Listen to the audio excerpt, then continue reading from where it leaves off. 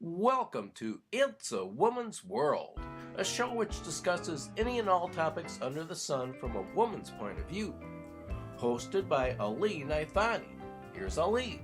Welcome to the show. Let's get started by introducing my co-host for today. We have Nava Johnson. Hi, Nava. Hey, how's it going? It's going great. And we have Nadia Jordana. Happy to be here. All right. And Dr. Susan Strauss is with us. Greetings. Good to be here. And last but not least, we have Janita Cathy. Hi, Janita. Hello, good to see you. Always good to see you and all great to be together again. How are you all? Very good. Thanks. All right. Well, I'm excited. We have a very interesting show. We have Dr. Ellen Kennedy with us.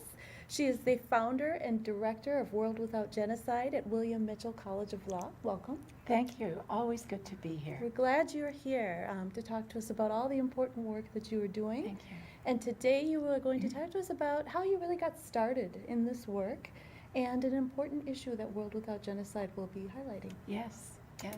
All right. So the first question is, what is the World Without Genocide? Yes. World Without Genocide is a human rights organization. We're headquartered at William Mitchell College of Law in St. Paul. And our work actually is twofold. First, we educate about conflicts that have happened in the past, as well as conflicts that are happening today. And we all know that you can't pick up the newspaper without reading about terrible things that are going on in the Middle East, in Africa, in South America, and so on. But education is only the first step. We always say that knowledge is not power. Knowledge plus action equals power. Right. So we always try to engage people in advocacy steps that can prevent future acts such as the Holocaust, the genocides in many places in the past. So that's what we do. Excuse me. I was just going to ask, how did World Without Genocide become incorporated with William Mitchell School of Law? Oh, we had a wonderful connection, and the dean at William Mitchell realized that there was such great synergy between the work that we do and opportunities to engage law students and faculty and the Mitchell community at large in this kind of work that ultimately intersects with the law in so many different ways. Okay, and you're a lawyer, right? No, I am not a you're lawyer. not a lawyer. I'm Okay. not. I have a PhD in sociology. Oh, okay. But I am an adjunct professor of law at William Mitchell. Okay. Are you the founder of the organization? I am. So how are we able to prevent genocide? Well, that certainly is a very big question. And Yes. at this point, as we know from what we read happening all over the world, we know that genocide, although it is man-made as a crime, is not being prevented. Genocide is not like a tsunami or an earthquake or a hurricane, those are all natural disasters. Genocide is caused by people, and as such, it can be prevented.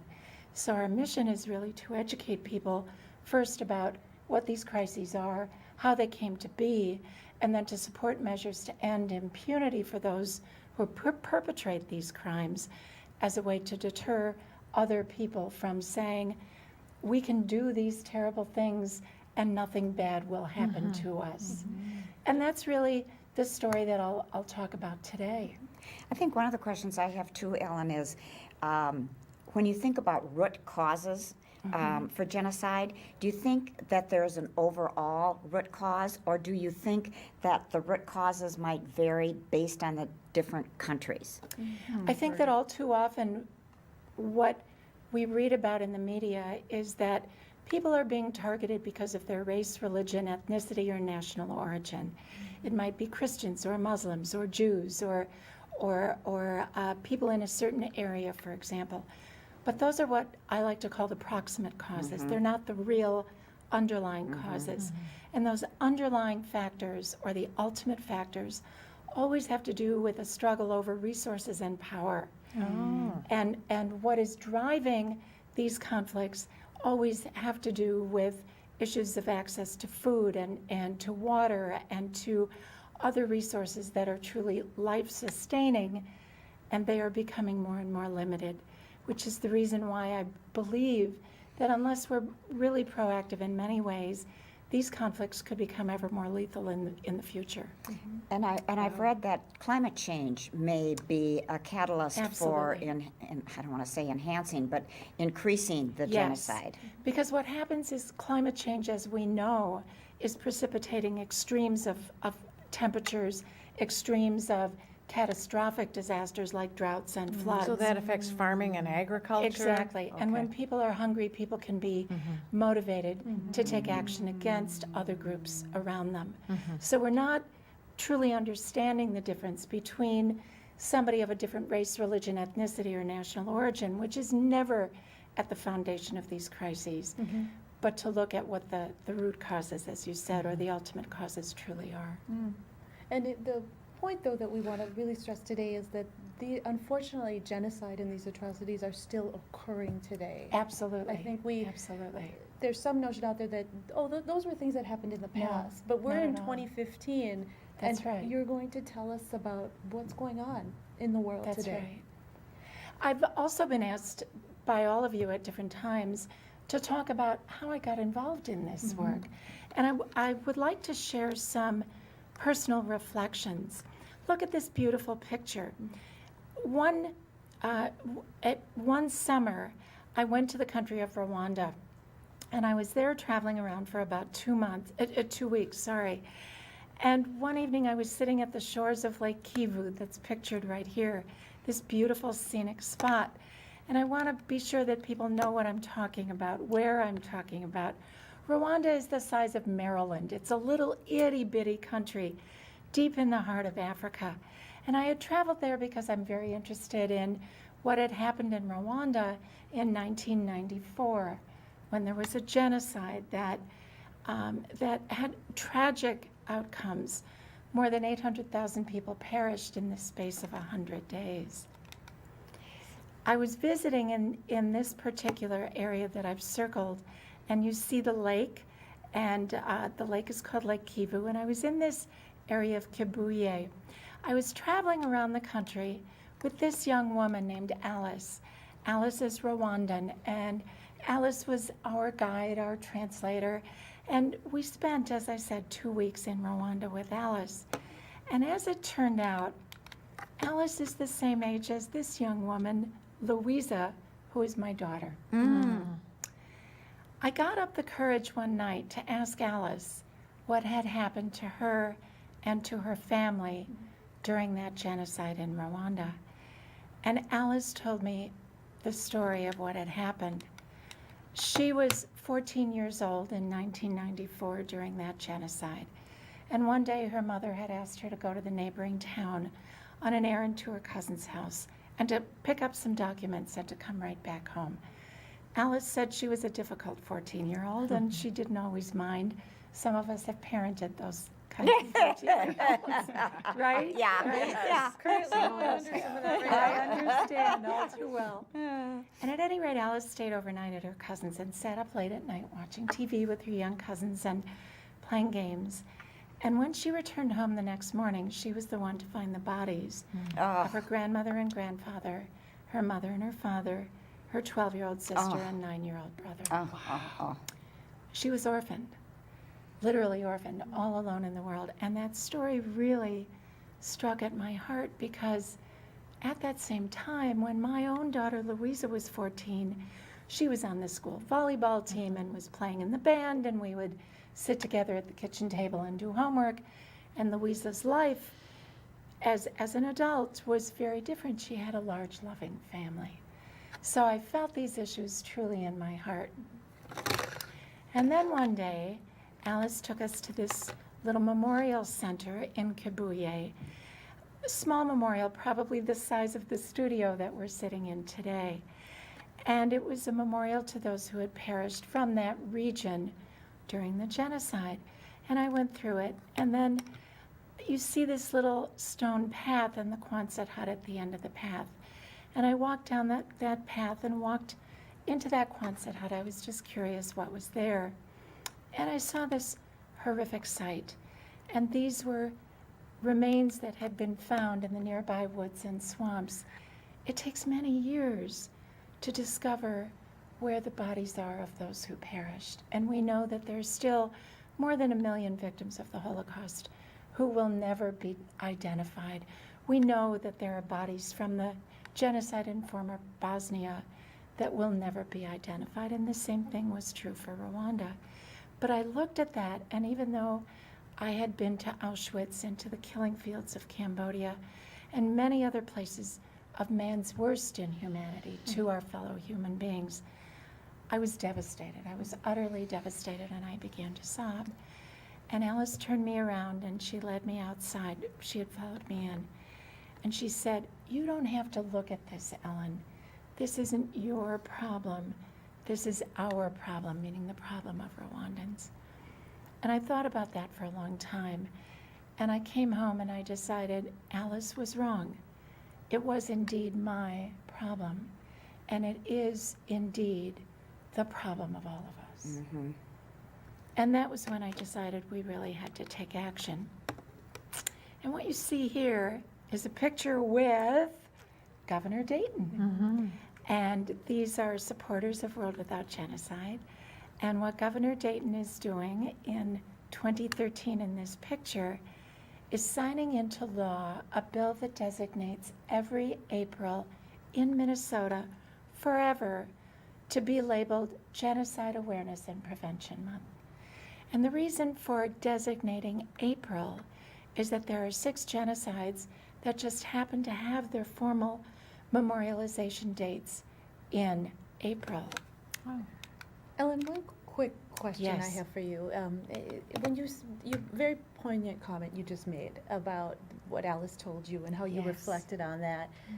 But I think that that's maybe a notion that maybe many people do carry. Well, that's happening in Rwanda. That's happening over there. Why should I worry about that? Can you just Good take point. a minute and Yeah, tell good us? point. Tell us if somebody out there is watching this might be questioning that. How does it affect me? I go to school. I live in my home. I have my life. I have my community. Why should people care about that? What happened here on 9/11? What happened here during the Boston Marathon a couple of years ago? What happened during World War II? We know that America became involved in that crisis, in that conflict. We know that American lives were lost. We know that America was endangered, that efforts were very close to our own homeland. Conflict anywhere spills over and can become conflict everywhere. We know that a wall was not built around Germany in 1933 when Hitler took power. We know that 54 countries became embroiled in World War II. We know that violence anywhere results in the spread of anger and the spread of the psychology of violence, in the trafficking in weapons and people everywhere. So these problems anywhere become our problems here. I think it's also that fine line of keeping people aware and then not creating that sense of fear or just sort of isolation. And I think having Yes. the recognition in April where it's, you're really just taking time to reminisce and think about, just really what happened, and you're more aware, then it makes you more compassionate and maybe a little bit more proactive. What do we do to keep it from happening again? But That's eliminate some of the fear that makes, oh my gosh, like this could happen anywhere, anytime, let's do, and then whatever happens that ends up usually being negative. What we are doing now, because of this designation of every April, is working with human rights commissions throughout the state or working with city offices to create events within those cities, talks, films, other kinds of events. And at all of those events, we engage people in various steps. And I want to highlight what those genocides are that are memorialized. The genocide of the Armenians during World War I, 1.5 million people. The Holocaust, as we know, 6 million Jews and 5 million others. A genocide in Cambodia from 1975 to 1979, almost 2 million people. The genocide in Bosnia, also in the 1990s, 200,000 people. The genocide in Rwanda that I mentioned, 800,000 people in 100 days. 100 days is the length of a school semester. The genocide in Darfur that's still going on today. And the genocide of the Armenians is being recognized now in its 100th anniversary, a genocide that few people know much about. When we had the bill passed, we had 3 people speak at the Senate and House hearings. Fred Amram, a Holocaust survivor, Bunkin Chun, a Cambodian survivor, and Zara Trones, the third generation of Armenian descendants. Many people don't know what happened to the Armenians. So we're trying to acknowledge that, trying to memorialize that here in the state of Minnesota. St. Sahag Church in St. Paul is an Armenian church. There is an organization called the Armenian Cultural Organization of Minnesota. There are thousands of Armenian descendants in our own state. So what happened? Hitler notoriously said, as he was working to perpetrate the extermination of the Jews, who after all, you see the arrow on this slide, he said, who after all speaks today of the annihilation of the Armenians? Yet another reason for remembering and for acknowledging and for having these events. If we don't remember, we allow them to repeat They'll happen again. over and over again, as we know. You know, and there's a plaque when you go to not Auschwitz. I was at it. I can't remember. Dachau. There's a plaque when you leave that specifically addresses that. Let us not forget, That's right. for fear that we will, in fact, repeat our That's right. mistakes. But people don't know about the Armenians, about Cambodia, about Bosnia. So it's really our opportunity and perhaps even our responsibility to help people know, because people want to be informed. This man is Raphael Lemkin. He fled from the Holocaust. He lost 49 of his family members at Auschwitz. And he was horrified as a young man when he first started reading about what happened to the Armenians, and then, of course, at what happened to him personally. There was no word genocide. It was not part of our language during the Holocaust. There was no such word, and he created the word. And then he's the one who actually wrote the Convention on the Prevention and Punishment of the Crime of Genocide that was adopted by the UN in 1948. So he truly is a giant, at least I feel that way. And it seems almost unbelievable when someone goes through so much trauma, you know, because you can get stuck. There's so many things that can happen when you think, like, he saw 49 family members. He didn't see them. He was here. He had found rescue in the United States. He tried desperately to bring his family, and he was unable to. All 49 of them went up in the gas chamber. Well, perished first in the gas chamber and then went up in the crematoria at Auschwitz.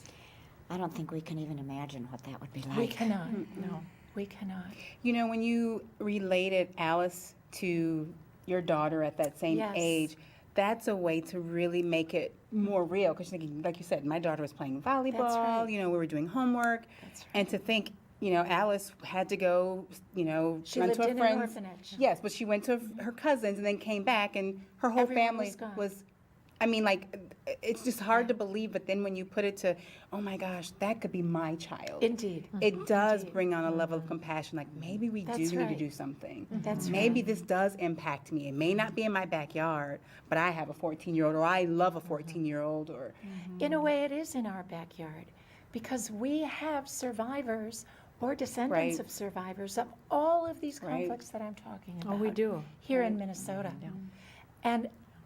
And it helps them to feel understood and dignified and recognized when we know something about why they fled. They don't want to be here. They would have much rather lived their lives with their language and with their customs and certainly with their climates.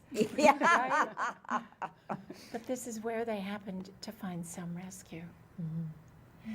I find the story of the Armenian genocide particularly painful to think about because very few people know about it. It is officially recognized by 21 countries as having been a genocide.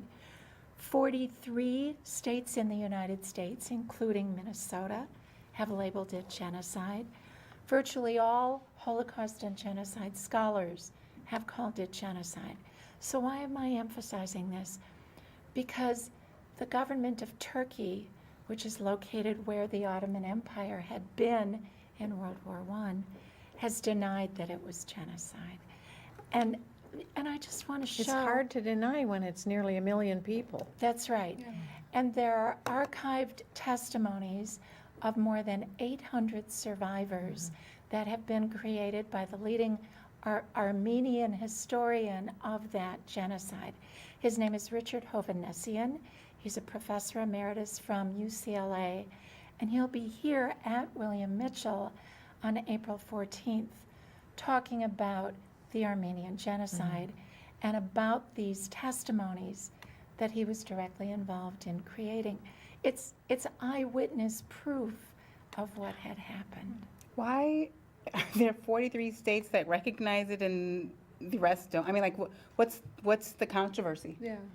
It becomes difficult for people for some people who are Turks, to say, yes, our country perpetrated a genocide, because that horrible word puts people in with the Nazis. It puts them in with the perpetrators of the genocide in Rwanda or Cambodia or Guatemala or Argentina. It casts a political and social light on a country in ways that are extremely painful, and in ways that also could have some obligation to prosecute descendants of those perpetrators, or to seek some form of economic restitution. We know that Holocaust restitution is still going on today in many, many ways. So it becomes an obligation then incumbent on that country, incumbent today upon the country of Turkey. So what do they say happened then? Like, how do you explain the 1 million lives? That the lives were lost in the context of the fighting that was going on, in the context of World War I. As though we could say that the 6 million Jews and 5 million others perished in the context of More what like happened collateral in World War damage II. than Oh, than indeed, I genocide. hate that word, Yeah, collateral damage. I know. Oh, yeah. Yeah. Wow. This is a map of the Ottoman Empire as it existed in World War I. And then this map that's so startling is showing with those kind of lavender circles the major points of deportation or of massacre of innocent men, women, and children who were exiled from their homes, just like the Jews and others were during the Holocaust. And then they perished. I want to show just some pictures of women and children, because to me as a mother and as a grandmother, these are always the hardest pictures to see or to hear, like the story of Alice. These could be us. These could be our relatives. These pictures could be from any of the other tragedies. It could be Syria today. It could be Guatemala in the 1980s in our own hemisphere. It could be the Dakota Indians 150 years ago. This is a memorial in Yerevan, the capital of Armenia. This is where that country is today, a freestanding country, formerly part of the Soviet Union, but a country that in 1991, with the collapse of the Soviet Union, became independent. So the issues are how do we memorialize? How do we acknowledge? And I'm hoping that if our viewers today are interested, that they will check our website, worldwithoutgenocide.org, and will come to hear Professor Richard Hovannessian, who is himself the descendant of a survivor of that genocide, speak about what that tragedy involved and the legacy of the tragedy in terms of trying to seek some form of reconciliation and healing after conflict. It's overwhelming. It is. It really is. It brings it closer to home. Is beyond recognizing like what happens in April, what can we do as regular people to continue the awareness, I guess might be the question. I really urge everyone to reach out to their city councils wherever you might live here in Minnesota, or to the human rights commissions in your city, and see if they will enact a resolution to designate every April as Genocide Awareness and Prevention Month in your city. So, for example, I live in Edina. I happen to have the honor of being on the Edina Human Rights and Relations Commission, and every April in the city of Edina, we host an event and we address current issues. So, for example, this April, we will be focusing on the 100th anniversary of what happened in Armenia, or to the Armenians, I should say. We'll look at the issue of denialism, not only of the Armenian genocide, but of the Holocaust as well. We'll look at how people tried to stand up and alert the world to what was going on during World War I to the Armenians. We'll hear from a survivor of the Holocaust at that event.